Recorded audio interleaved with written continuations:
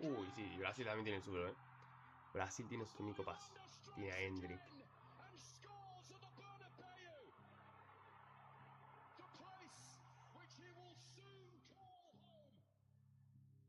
Y hoy damos la bienvenida a uno de esos futbolistas que han nacido para vestir la camiseta del Real Madrid. Hemos esperado a... Pero banca. El Monte Everest no tiene nada en contra de mí. El Monte Everest no tiene nada en contra de mí.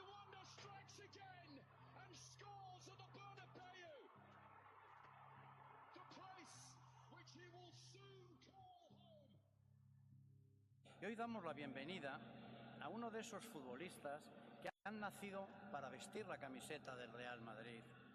Hemos esperado a que cumpliera los 18 años el pasado domingo para recibir hoy en el Estadio Santiago Bernabéu a un joven que ya ha emocionado con su fútbol a todos los que amamos este No, lo que deporte. juegue este pendejo, por Damos la favor. bienvenida Por a Endrick. favor.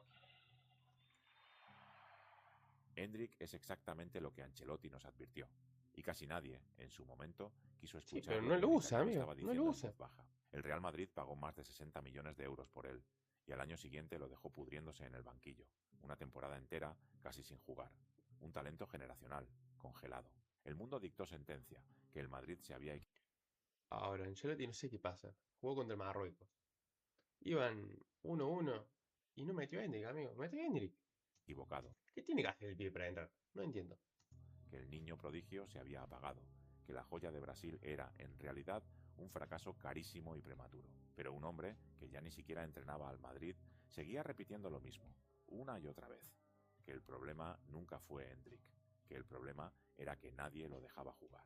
Ese hombre era Carlo Ancelotti, y hoy, en Lyon y rumbo al Mundial, Pero él Endrick no le lo está deja dando la jugar. razón, gol a gol, No al entiendo. único que lo vio antes que todos los demás. Empecemos por lo que Endrick es hoy, en este momento exacto, no por lo que prometía ser, porque lo que es hoy ya no es una promesa, es una realidad que empieza a asustar. En enero de 2026 salió cedido al Lyon, sin opción de compra, buscando una sola cosa que en Madrid le negaban: minutos, tiempo real sobre el césped. Lo que pasó después fue una explosión. 7 goles y 6 asistencias en 17 partidos. Un chico de 19 años decidiendo solo, una y otra vez, partidos enteros. Lo cedieron como un experimento, casi como un favor, y terminó arrastrando a un club histórico de vuelta a la pelea europea, hasta un cuarto puesto en la liga francesa. No fue suerte, ni un par de noches inspiradas. Fue tan contundente que Ancelotti, ahora seleccionador de Brasil, no tuvo más remedio que volver a poner su nombre en la lista. Después de meses enteros mirándolo desde afuera, Endrick volvió a la Canariña. Y no solo volvió, se ganó un lugar en la convocatoria final de los 26 para el Mundial. El mismo chico al que el Madrid había borrado del mapa 6 meses más tarde era titular en Lyon y tenía la maleta lista para una Copa del Mundo, la misma persona Chao. exacta. Y la pregunta que nadie en el Bernabéu quiere hacerse en voz alta es incómodamente simple. Si bastaba con dejarlo jugar para que pasara todo esto, ¿por qué no lo dejaron jugar? Para entender la respuesta hay que volver al principio, a cuando Endrick no era una duda, sino la mayor certeza que había salido de Brasil en toda una generación. Endrick nació en las afueras pobres de Brasilia, de ahí sin escalas, a ser el nombre que toda Europa perseguía antes de que cumpliera siquiera 17 años de edad. En el Palmeiras marcó 21 goles en 82 partidos, empujó un título histórico y se volvió el internacional más joven de Brasil desde Pelé, en 1957. Desde Pelé. Esa es la compañía en la que entró un adolescente. No era la promesa de turno, ni otro talento sudamericano más.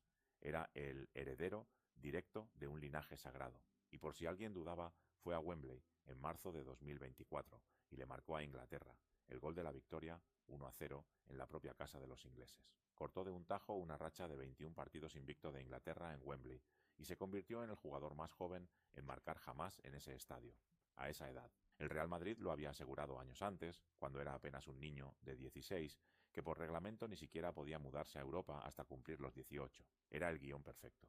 El nuevo 9 del club más grande del mundo, aterrizando con la etiqueta de fenómeno, listo para heredar una camiseta que pesa toneladas enteras. Y en su primera temporada, con Ancelotti en el banquillo, el guión casi se cumple.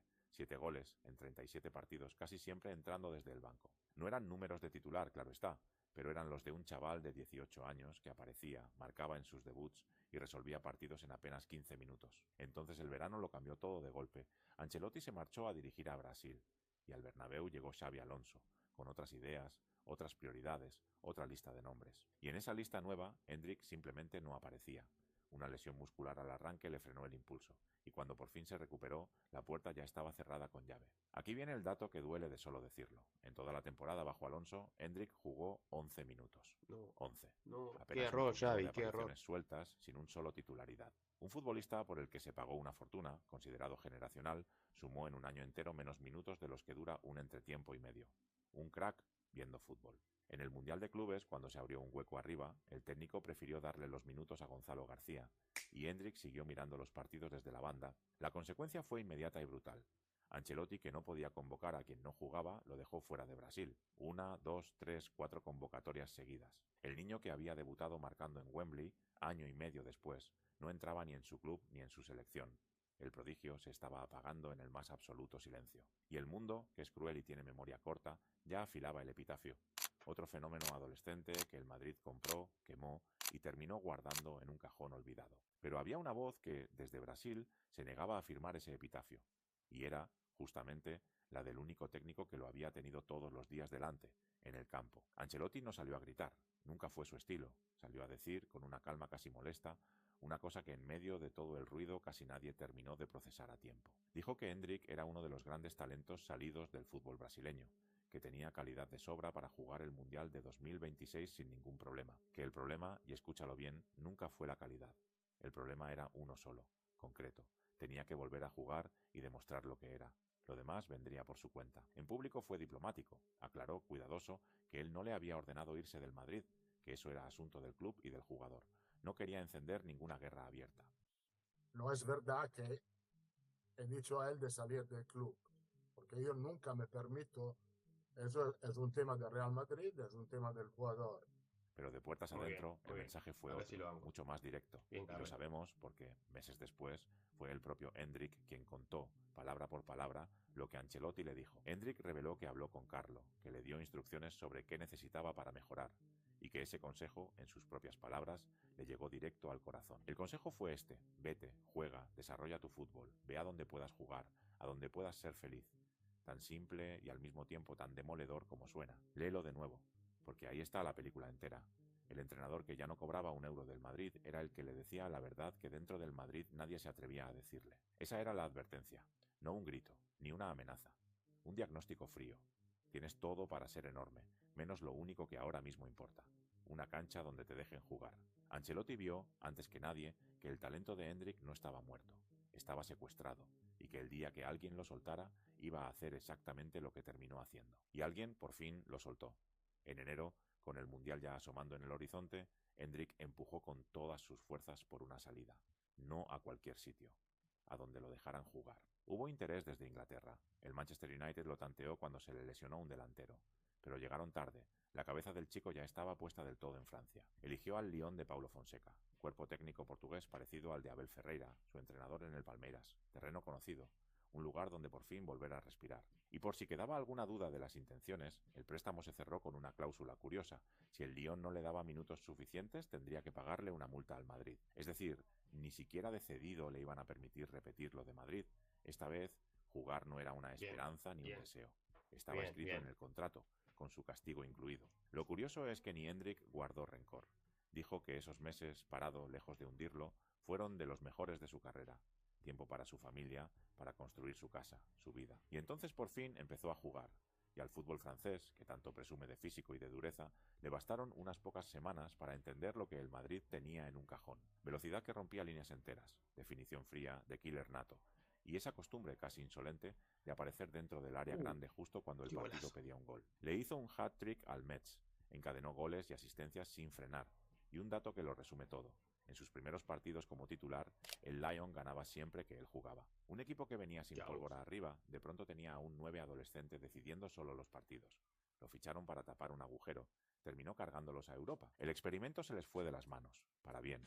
Y al otro lado del Atlántico, Ancelotti lo miraba y sin decir nada sonreía. Cada gol en Francia era una frase suya cumpliéndose. No tuvo que explicar nada, no tuvo que defenderse de nadie, solo tuvo que volver a escribir el nombre de Hendrik en la convocatoria, exactamente donde siempre supo que debía estar. El mismo jugador descartado 4 veces seguidas volvió a la selección, jugó, convenció y se ganó su lugar en la lista de los 26 para el Mundial, por mérito puro y duro. Y el propio Hendrik lo dijo sin vueltas. Hizo caso a 2 campeones, Ancelotti y Alonso, que le aconsejaron salir a jugar. Que cuando gente que ganó todo te habla, uno escucha. Pero solo uno de los dos lo dijo creyendo de verdad en él. Solo uno lo había mirado a los ojos y le había prometido en privado que del otro lado de esa puerta había una recompensa. Y aquí es donde la advertencia del inicio termina cobrándose absolutamente todo lo que prometió allá, al principio del vídeo. El Real Madrid hizo casi todo mal con esta historia, pagó como por un crack consagrado, lo trató como a un juvenil de relleno, y lo dejó marcharse justo antes de que estallara. Gastó una fortuna en una joya y después le entregó la tarea de pulirla a otro club, en otra liga, con otro técnico.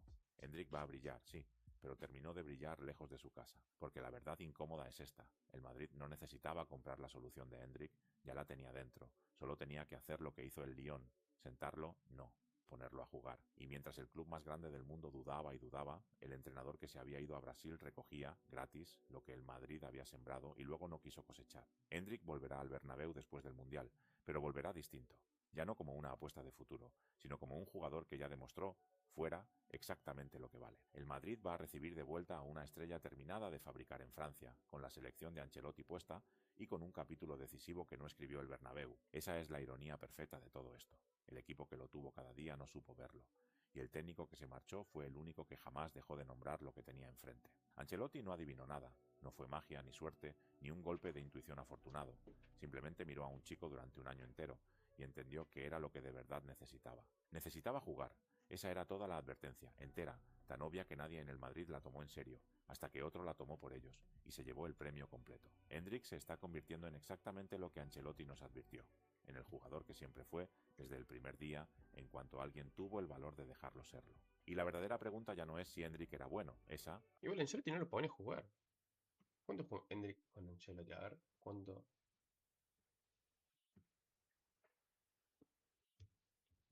Hendrik. Uy, 16 juegos, 5 goles, 7 asistencias. Tuki. A ver, Hendrik. Eh, Real Madrid. Bueno, no están las estadísticas. Estadísticas. Real Madrid con Ancelotti. 22 partidos jugó. Mira. Pensé que jugó menos. Un gol, una asistencia. 6 partidos, 5 goles, una asistencia. 9 partidos, un gol. En total con Ancelotti jugó 37 partidos, 7 goles, 3 asistencias. Mira, pensé que había jugado menos. Y después la pasada no jugó nada. Pero jugó la Copa del Rey. Bueno, bien.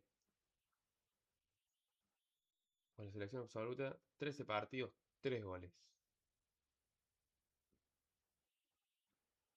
Hay que ver. Hay que ver qué hace Hendrik. ¿Qué hace Hendrik? Ancelotti la respondió hace tiempo. La pregunta es por qué el Madrid necesitó que se fuera para entenderlo.